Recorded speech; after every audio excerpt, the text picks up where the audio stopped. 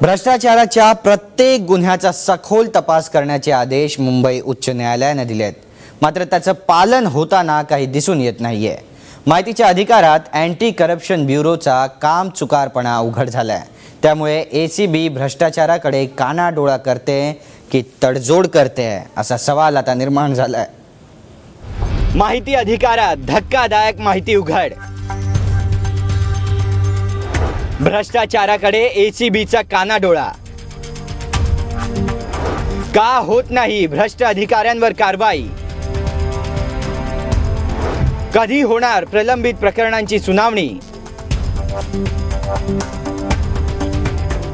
भ्रष्टाचाराच्या प्रत्येक गुन्ह्यात तपास करण्याचे निर्देश मुंबई उच्च न्यायालयाने दिले आहेत. मात्र तसं होताना काही दिसत नाहीये. माहिती अधिकारात याबाबत धक्कादायक आकडेवारी समोर आली आहे. तक्रार अर्जाच्या तुलनेत गुन्हे दाखल होण्याचे प्रमाण अतिशय कमी आहे. आरटीआय कार्यकर्ते जितेंद्र घाडगे यांनी दाखल केलेल्या या माहिती अधिकारात हे धक्कादायक वास्तव समोर आलंय. 7,000 मागच्या 5 वर्षात मुंबई रिजनला तक्रारी आलेल्या आहेत आणि त्यापैकी फक्त 900 मध्येच एन्क्वायरी ऑर्डर केली आहे आणि त्या 900 पैकी फक्त 25 मध्ये एफ-आय-आर रजिस्टर झाल्यात. म्हणजे एकूण फक्त 7,000 तक्रारींपैकी 0.3% मध्येच फक्त एफ-आय-आर रजिस्टर झाले आहेत. हेच सगळ्यात मोठं कारण आहे की महाराष्ट्रामध्ये म्हणजे सरकारी लेवलला भ्रष्टाचार खूप वाढलेला आहे. जरा पहा मागील 5 वर्षातील ही आकडेवारी. 31 जुलै 2008 ते 2013च्या आकडेवारीवर नजर फिरवली तर मुंबई विभागात 7,126 तक्रारी दाखल झाल्या होत्या. त्यापैकी 25 गुन्हे दाखल करण्यात आले. 224 प्रकरण आजही प्रलंबित आहेत. तर ठाणे विभागात 503 तक्रारी दाखल करण्यात आल्या. त्यापैकी 13 वर गुन्हे दाखल झाले आणि 149 प्रकरण आजही प्रलंबित आहेत. तर पुणे विभागात 3,481 तक्रारी दाखल करण्यात आल्या.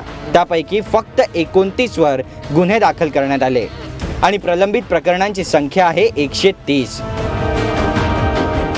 एवढंच काय, पण शिक्षेची आकडेवारी जर पाहिली तर 2008 ते 31 जुलै 2013 पर्यंत मुंबई विभागात 104 जणांना शिक्षा झाली तर 514 आरोपी सुटले. तर ठाणे विभागात 45 आरोपींना शिक्षा देण्यात आली आणि 139 आरोपींना सोडण्यात आलं. तर पुणे विभागात भ्रष्टाचाराविरोधात 81 आरोपींना शिक्षा झाली आणि 355 आरोपी सुटले. या आकडेवारीनंतर लक्षात येतं की तक्रारींचं प्रमाण जेवढं जास्त आहे त्याच्या तुलनेत दाखल गुन्ह्यांचं प्रमाण हे खूपच कमी आहे. तर दुसरीकडे एसीबी कडनं सफाई दिली जाते की आलेल्या तक्रारींवर त्वरित कारवाई करण्यात येते. मात्र तसं होताना काही दिसून येत नाही. त्यामुळे आलेल्या तक्रारीनंतर पोलीस तडजोड तर करत नाही ना, अशी शंका आता व्यक्त केली जाते. राजू परुळेकर, TV9 मुंबई.